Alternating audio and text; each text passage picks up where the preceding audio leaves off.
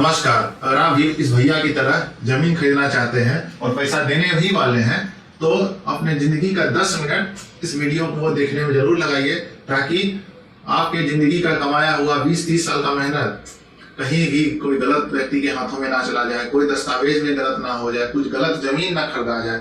तो भैया भाभी, चाचा चाची, इस वीडियो को ध्यान से देखिए, क्योंकि इस वीडियो में हम समझाएंगे कि जो आप लोग केवाला करते हैं ना, इतना मोटा रुपया पैसा दे के जमीन के लिए, तो केवाला जब करते हैं तो केवाला करते वक्त किस किस चीजों का ध्यान रखना है। कहे कि अगर एक बार गलती हो गया और पैसा गलत आदमी के हाथ में चला गया या गलत जमीन में चला गया या केवाला ही गलत हो गया थोड़ा सा भी, तो जिंदगी भर का जो कमाई है वो आपका निकल जाएगा। और चीजों को ठीक करते करते आदमी का चप्पल खिया जाता है, चाहे वो जमीन का विवाद के रूप में हो जाए, चाहे वो सरकारी दफ्तर का चक्कर लगाते रहे, चाहे जिंदगी भर कोर्ट के चक्कर में जमीन का सुलझाते रहे मैटर। तो कृपया करके आइए हम समझ लेते हैं कि आखिर ये जो केवाला करते हैं हम लोग पैसा दे के जमीन का, उसमें किन किन बातों का ध्यान रखना है, ये सब आइए देखते हैं। सबसे पहले हम क्या करेंगे, केवाला दिखा देंगे आपको सैंपल कि केवाला में क्या क्या चीज होता है और एक एक करके केवाला में कौन कौन बिंदु को ध्यान से देखना है वो हम बताएंगे। आइए शुरू करते हैं। तो ये देखिए, हम आप लोगों के लिए एक सैंपल केवाला निकाल के रखे हैं, जिसमें हम सबसे पहले केवाला का पूरा सभी पन्ना को एक एक करके दिखा देते हैं जल्दी जल्दी। उसके बाद हम लोग एक एक बारीकी में देखेंगे कि केवाला कराते वक्त कौन कौन चीजों का विशेष ध्यान रखना है। तो ये देखिए, सैंपल केवाला है, 1000 का स्टाम्प पेपर रहता है और यहाँ पे देखिए लिखा है बिहार सरकार अवर निबंधन कार्यालय बलिया। तो ये रजिस्ट्री ऑफिस निबंधन कार्यालय जिसको कहते हैं, वहां पे ये दस्तावेज बनता है। और यहाँ पे देखिए निबंधन पदाधिकारी जो रजिस्ट्रार जिसको कहते हैं उसका ये हस्ताक्षर है। यहाँ पे डीड नंबर और डेट रहता है जिस तारीख को ये जमीन का रजिस्ट्री हुआ है। फिर ये देखिए सेल डीड, सेल मतलब जमीन का बिक्री और डीड मतलब पत्र। तो यहाँ लिखा है हिंदी विक्रय पत्र, जमीन का जो विक्रय हुआ उसका ये पत्र है यानी दस्तावेज है। इसके बाद रहता है विक्रेता का नाम, जो जमीन बेचता है उसको हम लोग लेखकारी कहते हैं। उसके बाद यहाँ पे जितने लोगों ने पहले जमीन खरीदा है, क्लेमेंट जो क्लेम कर रहा है जमीन को, वो इतने लोगों ने जमीन को खरीदा है, तो उसका फोटो रहता है, उसका अंगूठी का निशान रहता है और उसका हस्ताक्षर भी रहता है। ठीक, उसके बाद यहाँ पे जो व्यक्ति जमीन बेचता है उसका यहाँ पे फोटो, हस्ताक्षर और उंगली का निशान, और यहाँ पे एक गवाह भी रहता है। फिर हम देखिएगा तो यहाँ पे लेखधारी जिसने जमीन खरीदा है, क्रेता जिसको कहते हैं, उसका नाम रहता है। वो एक से अधिक भी हो सकता है। तो यहाँ देखिए 1 2 3 4 5। यहाँ पे देखिए अगला पन्ना में है जो गवाह था, वो सेकंड पन्ना वाला उसका अगला है, तो ये गवाह का नाम रहता है। ठीक है, उसके बाद हम लोग देखते हैं विलेख का फकार। तो यहाँ पे ये एब्सोल्यूट सेल डीड है, एब्सोल्यूट मतलब निर्विवाद सेल डीड है, क्योंकि केवाला बहुत तरीके का हो सकता है। कभी सेल डीड यानी कि जमीन की खरीद बिक्री, दान पत्र यानी कि कोई पूर्वज, बाबा दादा, बाप परबाबा या कोई अन्य व्यक्ति, जैसे हम बिहार सरकार को दान देते हैं कि आप हॉस्पिटल, कॉलेज, अस्पताल खोल लीजिए, या किसी ऐसे व्यक्ति को दान कर देते हैं जो हमारा बुढ़ापा में सेवा किया हो या जिसको हम गोद ले लिए हो, तो दान भी करते हैं। बंटवारानामा भी होता है केवाला में, जिसमें हम लोग जमीन को आपस में विभाजित करते हैं और रजिस्ट्री ऑफिस में जाकर उसको रजिस्ट्री करवा लेते हैं। उसके बाद विल होता है और भी बहुत तरीके के दस्तावेज होते हैं जो हम केवाला के प्रकार वाले वीडियो में देख लेंगे। ठीक है, उसके बाद यहाँ पे आता है जमीन का मूल्य। तो इस जमीन का जो सरकारी वैल्यूएशन जो भी है एमवीआर के हिसाब से, वो यहाँ पे लिखा जाता है मूल्य। उसके बाद भूमि का विवरण लिखा जाता है, उसमें मौजा मतलब गांव का नाम, हल्का यानी पंचायत का नाम, अंचल मतलब आपका अंचल का नाम, और उसके बाद थाना नंबर, जिस जमीन का थाना नंबर है उसका लिखेंगे, और वो जमाबंदी से जमीन को हम लोग खरीद रहे हैं तो यहाँ पे जमाबंदी संख्या लिखेंगे, और जमाबंदी रैयत जो थे जमाबंदी में जिनका नाम था उससे जो आज जमीन बेच रहे हैं उनका क्या रिलेशन है वो लिखा रहता है। जैसे यहाँ देखिए जमाबंदी संख्या 60 जो कि लेखकारी के बाबा राम राय बहादुर देवनंदन प्रसाद के नाम से दर्ज है, यानी कि जमाबंदी रहित जो है उनका नाम है राय बहादुर देवनंदन प्रसाद सिंह, और जो बेच रहा है उनके वो बाबा लगते हैं। ठीक है, उसके बाद आपको भूमि का खाता, खसरा, रकबा बीघा में और डिसमिल में, और भूमि की चौहद्दी होती है। उसके बाद ये संदर्भ है केवाला का, जिसको हम लोग हिंदी में मजमून भी कहते हैं। और मजमून जो है वो जमीन का पूरा इतिहास रामायण होता है, जिसमें जमीन कहाँ से आया, किसने लिया, क्या बंटवारा से प्राप्त हुआ, खरीद के लिया, खरीदा तो किस केवाला संख्या से लिया, डीडी नंबर उस केवाला का क्या था, वो सारा जानकारी भूमि का इतिहास वहां रहता है। और लास्ट में हम लोग एक शपथ लेते हैं कि ये भूमि गैर सरकारी भूमि नहीं है, इस पे कोई टाइटल नहीं चल रहा है, किसी प्रकार का कोई ऋण नहीं लिया गया है। तो ये सारी चीजें हैं। उसके बाद यहाँ पे देखिए क्रेता का हस्ताक्षर रहता है और जमीन का थोड़ा मानचित्र रहता है, और उसके बाद आप लोग इसमें स्टाम्प ड्यूटी रहता है। बस तो यही है हमारा केवाला। और अब हम लोग धीरे धीरे करके एक एक केवाला के एक एक बिंदु को देखेंगे कि क्या क्या चीजें पर हमको ध्यान देना है। तो आइए शुरू करते हैं। तो सबसे पहले हम ये देखते हैं कि ये व्यक्ति जो जमीन खरीदना चाहता है, इसके पास पैसा है। ये व्यक्ति है जिसका ये जमीन है, और ये व्यक्ति इससे पैसा लेना चाहता है, इसे पैसे की जरूरत होगी, और जब ये पैसा लेता है तो इसको ये सेल डीड, जिसे हम लोग केवाला भी कहते हैं हिंदी में, वो इसको लिख के देता है। यानी कि जमीन का ट्रांसफर होता है वो इस केवाला से जो रजिस्टर्ड डॉक्यूमेंट है उसके आधार से होता है और पैसा लेता है। तो हम लोगों को अब एक एक बारीकी से ये देखना है कि कौन कौन चीजों पर ध्यान रखें ताकि जो हम पैसा दे रहे हैं वो हम सही व्यक्तित्व को दें, सही जमीन के लिए दें, और जो दस्तावेज हम प्राप्त करें वो भी सही हो। तो आइए देखते हैं। देखिए, हम आपके सामने वही केवाला फिर से उपस्थित कर दिए हैं। सबसे पहले हमको जमीन में देखना है कि उसका डीड नंबर क्या है। डीड नंबर मतलब वो जो सेल डीड है उसका क्या संख्या है। ये संख्या काम देता है आपको उस स्थिति में जब आप अपने केवाला को भुला देते हैं, या फिर हो सकता है कि आपने जिससे जमीन खरीद रहा है उसको जमीन कहां से मिला, तो हम उस डीड नंबर से उस रजिस्ट्री ऑफिस में जाएंगे और पता करेंगे कि इस ईस्वी में ये डीड नंबर था, तो इस जमीन का केवाला हमको रजिस्ट्री ऑफिस उनको निकाल के दे देता है। या फिर हमारा केवाला हो सकता है कि 20 साल के बाद हमको अपना केवाला भुला गया, ओरिजिनल हमको उसका जेरॉक्स निकालना है रजिस्ट्री ऑफिस से, या फिर जब हम नोटिस में अप्लाई करते हैं अंचल कार्यालय में दाखिल खारिज के लिए, रसीद कटवाने के लिए, तो इसी डीड नंबर का प्रयोग किया जाता है। तो ये डीड नंबर बहुत जरूरी है, देख लेना। और साथ में जब आप डीड नंबर के साथ देखिए वही डीड नंबर जो यहाँ था 2454, वही डीड नंबर यहाँ भी लिखा रहता है 2454। तो डीड नंबर के साथ हमको यहाँ पे डेट देखना है, जिस तारीख को रजिस्ट्री हुआ है। यही डीड नंबर और डेट आपको ये बताता है कि आपका भूमि का केवाला जो है वो कौन सा ईस्वी का है, कौन से डेट का है और क्या संख्या था, ताकि कल होके हम उसको निकाल सकें। ठीक है। उसके बाद हम लोग आ जाते हैं, यहाँ पे लिखा हुआ है सेल डीड। सेल मतलब बिक्री, डीड मतलब दस्तावेज, तो उसको हिंदी में कहते हैं विक्रय पत्र। ठीक है। और ये केवाला सिर्फ सेल डीड नहीं, ऐसे ऐसे 4-5 प्रकार के होते हैं केवाला। पहला होता है सेल डीड, जिसमें जमीन का खरीद बिक्री होता है, मैंने बताया। दूसरा होता है दान पत्र, वो भी मैंने बता दिया, जिसमें हम किसी भी व्यक्ति को, चाहे हम अपने रिलेशन में या फिर सरकार को या किसी थर्ड पार्टी को हम जमीन दान कर देते हैं। पहले दान पत्र में सरकार स्टाम्प ड्यूटी नहीं लेती थी, रजिस्ट्री फीस नहीं लेती थी, इसलिए लोग अक्सर दान कर देते थे। लेकिन क्योंकि सरकार को उससे पैसा का नुकसान होने लगा, तो सरकार ने सेल डीड और दान पत्र को बराबर मान्यता दी है, यानी कि सेम टैक्स लगता है। इससे सरकार लोग दान नहीं देते हैं, जनरली सेल डीड का ही प्रयोग करते हैं अगर किसी को दान भी देते हैं तो। तीसरा होता है विल। विल होता है वसीयत, मतलब हम अगर चाहते हैं कि मेरी जिंदगी में हम किसी को जमीन नहीं दे, लेकिन जिस दिन हम मर जाए उस दिन वो जमीन उसको चला जाए, तो जाहिर सी बात है मरने के बाद हम रजिस्ट्री कर नहीं पाएंगे, तो मरने से पहले ही हम वसीयत बना देते हैं, जिसको हम विल कहते हैं। और जिस दिन हम मरेंगे तो हम जिसके भी नाम पे वो विल कर देंगे उसको वो जमीन ट्रांसफर हो जाएगा। और एक तरीके का होता है बंटवारा नामा, जिसमें सभी परिवार के भाई लोग, बुढ़िया लोग, परिवार के सदस्य लोग बैठते हैं, बहन लोग बैठ के आपस में वो जमीन को बांट लेती है, और यही बंटवारा वाला कागज को लेकर रजिस्ट्री ऑफिस में रजिस्टर कर लेती है ताकि वो रजिस्टर्ड डीड हो जाए, तो उसको कहते हैं पार्टीशन। फिर एक होता है सक्सेशन, जिसमें मान लेते हैं कि जमीन आपके बाप के नाम पे है, आप चाहते हैं कि बाप की जमीन आप पे ट्रांसफर हो जाए ताकि आप सरकारी सुविधाओं का लाभ ले सकें, या दादा के नाम पे है, तो वो जो सक्सेशन करता है, जैसे हम अपने पिता को सक्सीड किए हैं, मेरे पिता अपने बाबा को सक्सीड किए, तो जो सक्सेशन होता है वो भी एक प्रकार का केवाला है।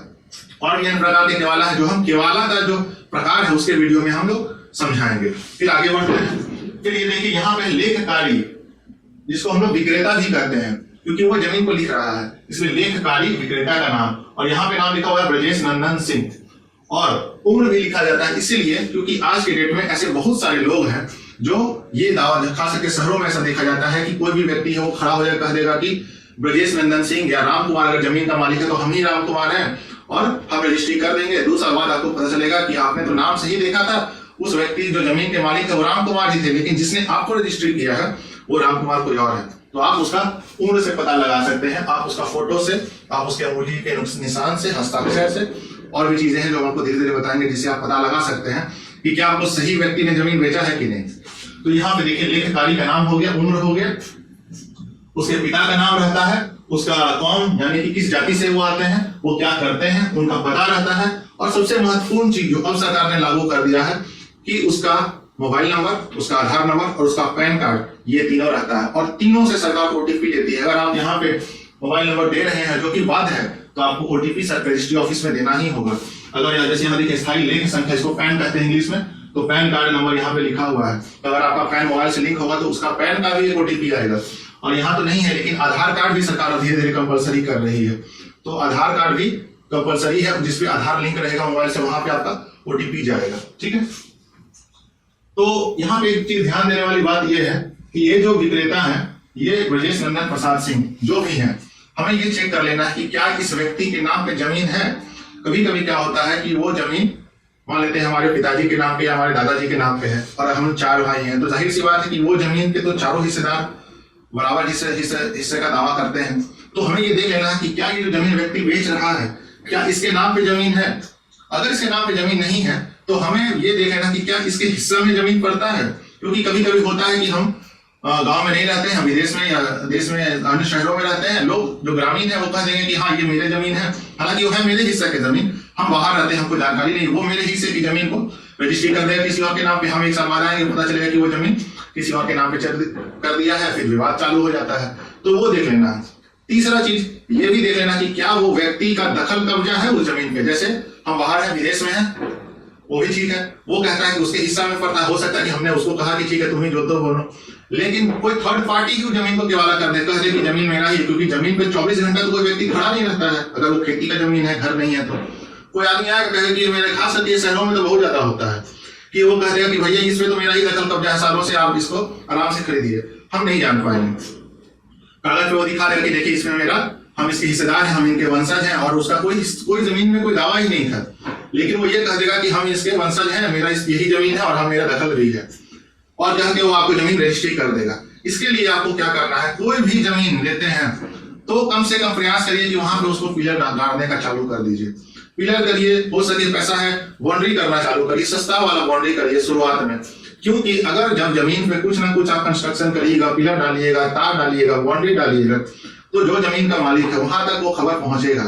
तो हो सकता है कि आपका पैसा 50,000 आप बाउंड्री करने में इन्वेस्ट कर दिए, तो जो जमीन मालिक अगर आपको रोक देता है, कुछ आपत्ति दर्ज करता है, तो रजिस्ट्री के पहले आपको सारी आपत्ति की जानकारी मिल जाएगी, और जब आपको जानकारी मिल जाएगी तो आप डिसीजन ले सकते हैं कि क्या आपको जमीन लेना है या पैसा अपना रिटर्न ले लेना है। और अगर पैसा 50,000 बाउंड्री में डूब भी जाता है तो 50,000 डूबना फिर भी उत्तम है 50 लाख डूब जाने से।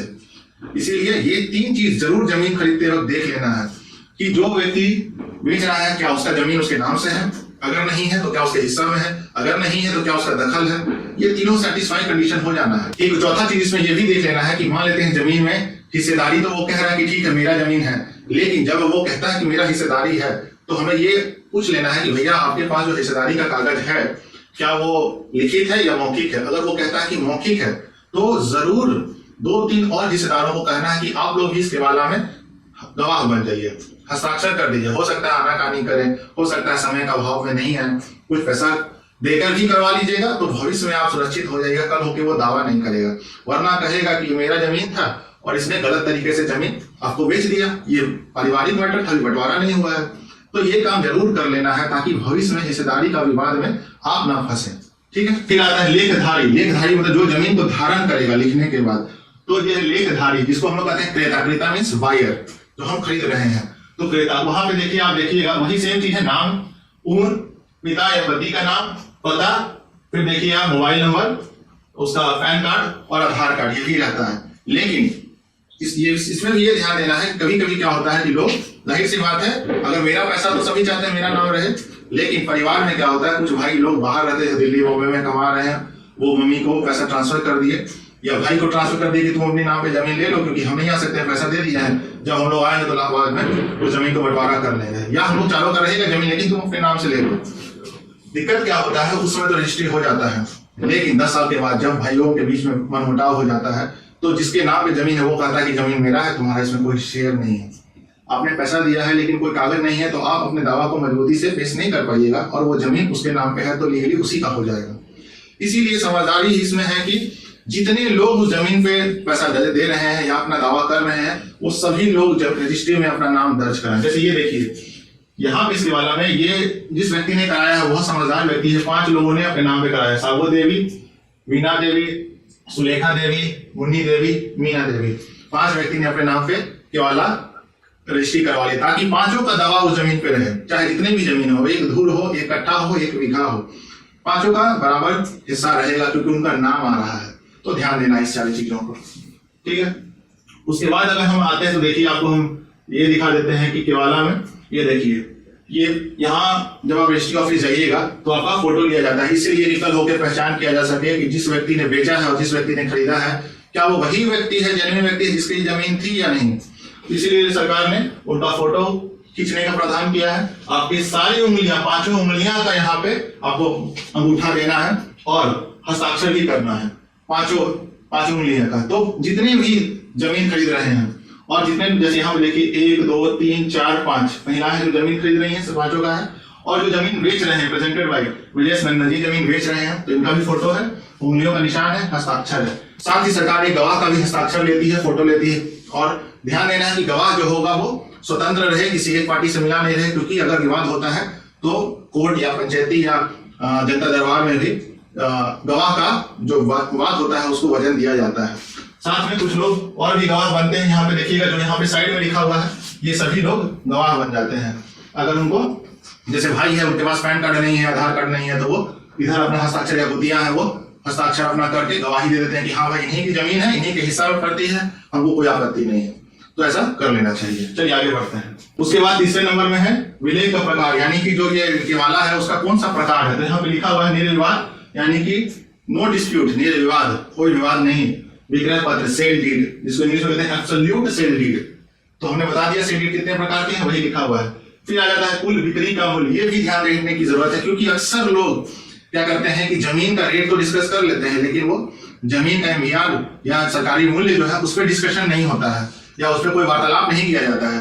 तो आप लोगों ने जमीन का जो भी पैसा तय किया है, उसके बाद ये भी जरूर तय कर लीजिएगा कि हम जो सरकारी रेट है उसी रेट पे देंगे। पता भी कर लीजिएगा सरकारी रेट है, कैसे वो निकलता है वो हम बता देंगे, लेकिन आप लोगों को वो बात कर लेना है कि जो भी सरकारी रेट है वर्तमान में उस भूमि के किस्म का, हम उसी रेट से ही देंगे। अदरवाइज लोग पैसा लेने के बाद कह देते हैं, अपने आप को दिखाने के लिए कि हम ज्यादा मूल्य पे जमीन बेच रहे हैं ताकि उनको व्हाइट मनी मिल जाए, या फिर जो सेलर जो खरीद रहा है वो भी दिखाता है कि हम भाई एग्रीकल्चर लैंड है लेकिन हम इसमें इंडस्ट्री लगाना चाहते हैं, तो हम उस पर उसको कमर्शियल या औद्योगिक इंडस्ट्रियल दिखाते हैं, या हमको घर बनाना तो हम उसको रेसिडेंशियल में दिखा के और उसका पैसा देते हैं। तो हो सकता है वाद विवाद हो जाए, इसीलिए कृपया करके उस एमवीआर जो मूल्य है वो बात कर ले, और कैसे निकलता है वो हम आपको तुरंत दिखा देते हैं। ये देखिए एमवीआर की सूची हमने आपको दे दिया है। एमवीआर का फुल फॉर्म है मिनिमम वैल्यू रजिस्टर, यानी कि एक भूमि का न्यूनतम मूल्य कितना होगा, और वो हम लोग डिसाइड करते हैं भूमि के किस्म के आधार पे। जैसे कि अगर ये एग्रीकल्चर यानी कि कृषि की भूमि है तो उसका एमवीआर जो होता है वो कम होता है। अगर औद्योगिक है, इंडस्ट्रियल, तो उससे थोड़ा सा ज्यादा होता है। अगर आवासीय है, रेसिडेंशियल, तो थोड़ा ज्यादा होता है, और कमर्शियल है तो उससे भी ज्यादा होता है। उदाहरण से समझाते हैं। देखिए हमने आपके लिए एक एमवीआर का चार्ट निकाल के दिया है। यहाँ देखिए, प्राकृतिक न्यूनतम मूल्य की मार्गदर्शिका पंजी एमवीआर, न्यूनतम मूल्य मतलब मिनिमम वैल्यू, और उसका एमवीआर है देखिए बलिया नगर पंचायत का एमवीआर दिखाते हैं आपको। ये देखिए मौजा का नाम, मौजा मतलब होता है गांव, तो मौजा का नाम यहाँ देखिए नूरजमापुर, थाना नंबर, ये नूरजमापुर का थाना नंबर है 307, और यहाँ पे देखिए औद्योगिक या व्यवसायिक का मूल्य कितना है 1,25,000 रुपया। आवासीय का एमवीआर कितना है 90,000 रुपया। विकासशील आवासीय भीट जो होता है उसका मूल्य है 26,000 रुपया। 2 फसला जो है उसका मूल्य है 13,000 रुपया, और 1 फसला जो है उसका मूल्य है कुछ भी नहीं है। तो आज के डेट में 1 फसला जमीन बहुत कम ही बचे हैं।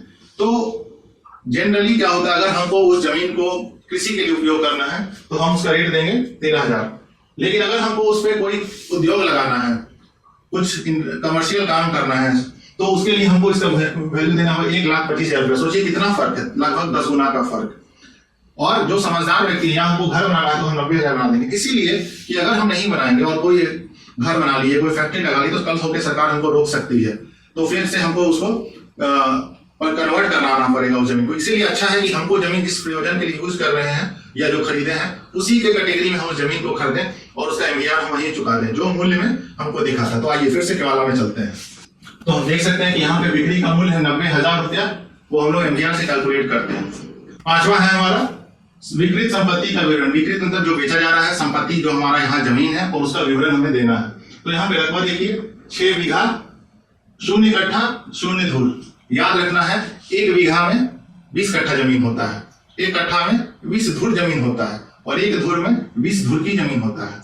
लेकिन 1 कट्ठा में कितना डिसमिल जमीन है, आपको याद रखना है कि 1 डिसमिल जमीन जो होता है, 1 डिसमिल बराबर 435 स्क्वायर फीट। ये फिक्स होता है, पूरे भारत में 1 डिसमिल जमीन इतना ही होगा। लेकिन 1 कट्ठा में कितना डिसमिल जमीन है, ये राज्य में एक राज्य से दूसरे राज्य और एक जिला से दूसरे जिला, यहाँ तक कि एक जिला में एक प्रखंड से दूसरे प्रखंड में भी बदलता है। तो कृपया करके जमीन जब खरीद रहे हैं तो कट्ठा तो ठीक है बात कर लें, लेकिन हमेशा स्क्वायर फीट में या डिसमिल में जरूर उसको आकलन कर लें, क्योंकि उदाहरण के लिए बेगूसराय जिला में एक कट्ठा जमीन में 4 डिसमिल जमीन होता है, यानी कि 1700 स्क्वायर फीट। लेकिन वही एक कट्ठा जमीन पटना जिला में, जो कि दोनों बेगूसराय और पटना बगल बगल के जिले हैं, लेकिन वहां पे एक कट्ठा जमीन 3.12 डिसमिल यानी कि 1320 स्क्वायर फीट के आसपास की जमीन होती है। इसीलिए कभी भी जमीन को डिसमिल में कैलकुलेट करके उसका आकलन करें मूल्य के हिसाब से, तभी सही रहता है। तो जैसे यहाँ पे देखा जाए तो एक व्यक्ति 6 बीघा जमीन खरीद रहा है, तो 6 बीघा जमीन को अगर हम लोग रकबा है तो यहाँ पे देखिए रकबा लिखा हुआ भी है 6 बीघा, तो 6 बीघा यानी कि 6 गुना 20 कट्ठा यानी कि 120 कट्ठा जमीन, और एक कट्ठा में होता है 4 डिसमिल बेगूसराय में, तो 120 गुना 4, तो टोटल डिसमिल कितना हो जाएगा 480। थोड़ा सा ज्यादा है क्योंकि एग्जैक्ट जाएंगे तो बेगूसराय जिला में एक कट्ठा जमीन होता है 4.03 डिसमिल, इसलिए यहाँ पे ज्यादा है। तो रकबा हम समझा जी कैसे होता है। फिर आ जाइए यहाँ पे संपत्ति का विवरण में आता है मौजा, ये बहुत जरूरी है। मौजा मतलब होता है गांव का नाम, ठीक है, तो हमें पता कर लेना है कि वो गांव का क्या नाम है, लेकिन ये आप लोगों से पूछना है, लेकिन आपको सरकारी दस्तावेज से ये जमीन की जानकारी होनी चाहिए कि मौजा कौन सा हमारा, क्योंकि वो चल की भाषा में हम लोग गांव का नाम पूछ रहता है, लेकिन मौजा जो है वो एक रेवेन्यू का गांव का नाम है, रेवेन्यू विलेज। इसीलिए हमें ये हमको सरकारी दस्तावेज से निकाल के उसको लिखना चाहिए, देख लेना है, मिलान कर लेना है कि ये सही है। उसके बाद आता है हल्का, हल्का मतलब रेवेन्यू पंचायत, हल्का है पंचायत, तो इसीलिए हम लोग हल्का का नाम उसका वो पता कर लेंगे और फिर हम लोग उसको पता करके यहाँ पे देख लेंगे कि सही है कि नहीं।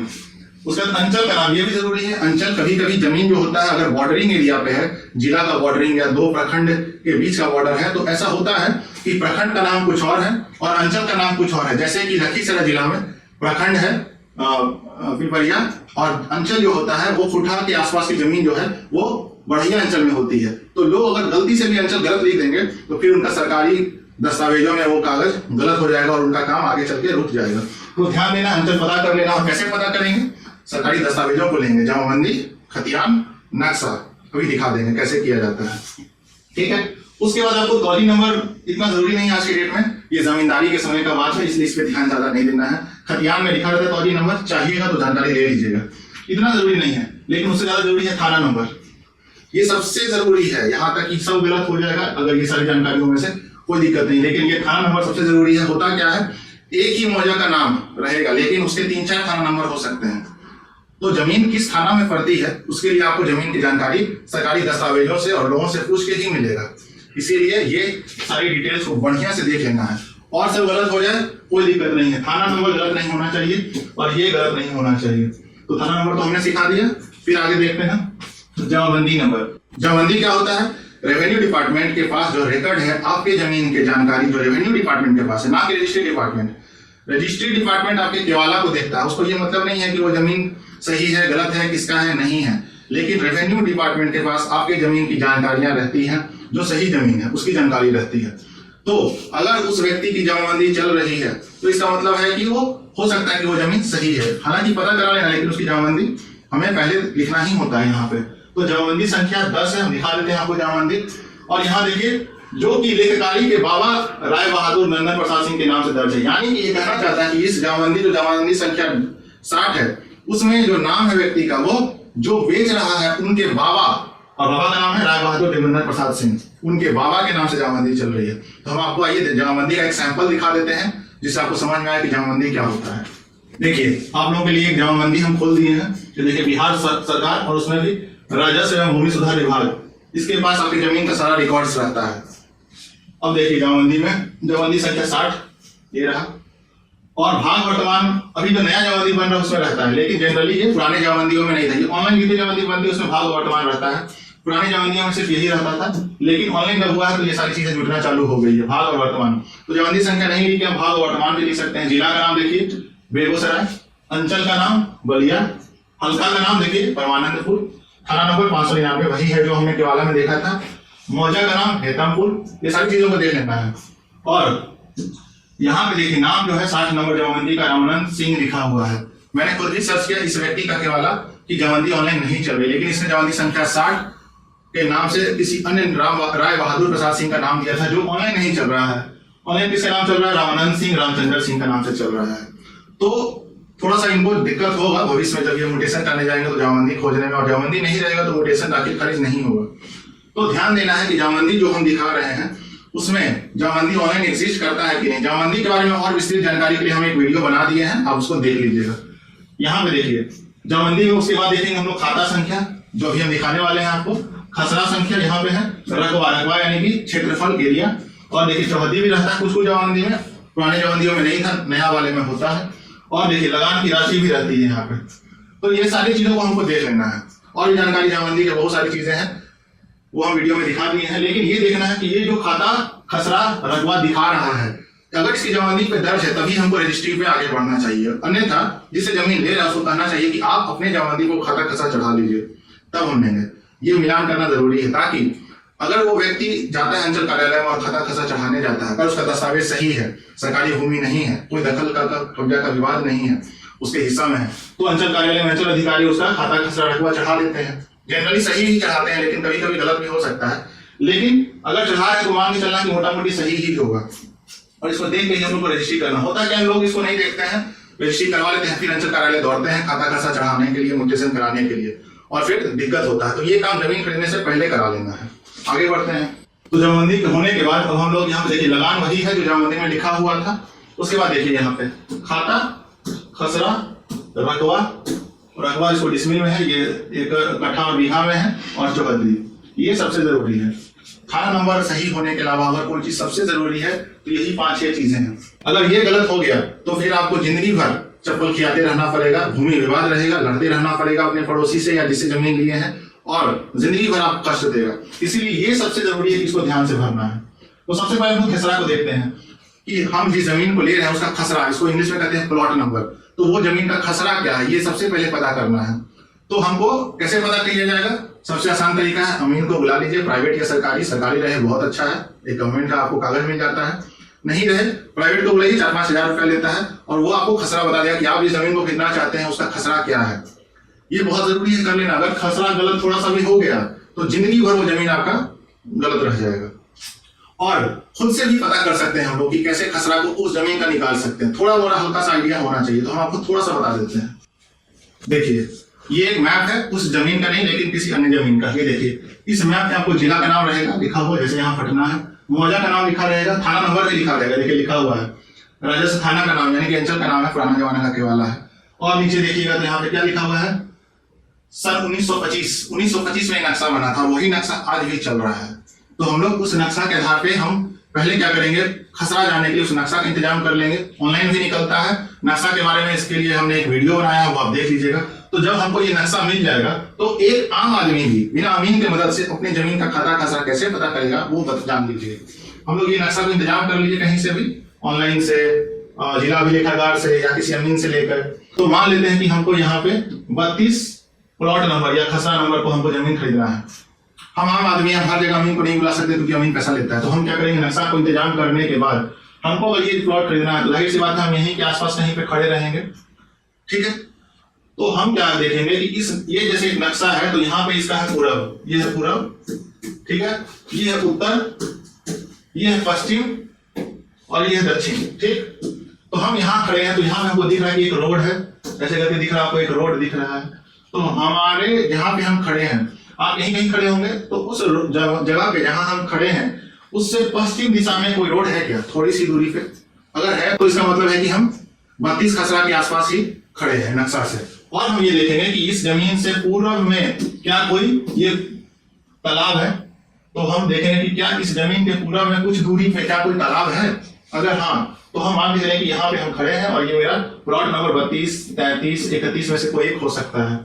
और हम देखेंगे यहाँ पे, देखिए आप, यहाँ पे एक लंबा सा प्लॉट हमको दिख रहा है। तो हम देखें कि हम जहां खड़े थे उसके सीधे में, उसके पश्चिम दिशा में कोई लंबा सा प्लॉट है क्या, वो दिख जाता है जाइएगा। तो ये 2-3 जानकारी हम ले लेंगे तो हमको पता चल जाएगा कि ये जमीन का प्लॉट नंबर क्या है, 32 है, 33, 31 है, या इसमें से कुछ है। एग्जैक्ट जानकारी के लिए आपको अमीन को रखना होगा, ठीक है। ये हो गया खसरा नंबर। खसरा नंबर मोटा मोटी जान लिए, अमीन को रख लिए।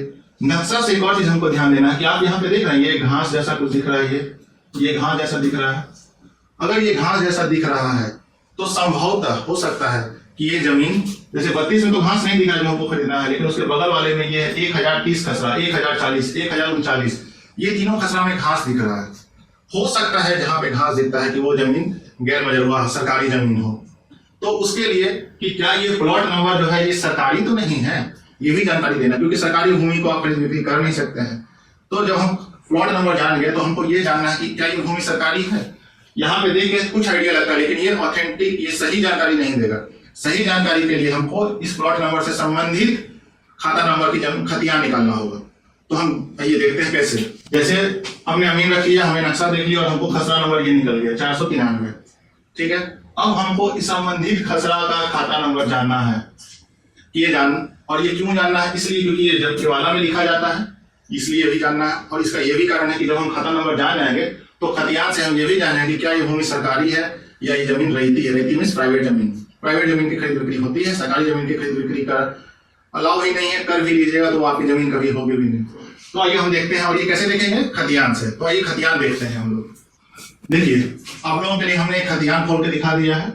यहाँ पे पढ़िए, जिला का नाम बेगूसराय, अंचल का नाम बलिया, तौजी नंबर 745, थाना नंबर 326। हिंदी में रहता है क्योंकि आज से 120 साल पहले खतियान होना था। तो सारा जो नंबर्स होते हैं 1 से 10 तक वो हिंदी में रहते हैं। तो थोड़ा मोड़ा हिंदी की जानकारी नंबर्स का होना चाहिए, उसका भी मैंने वीडियो बना दिया है।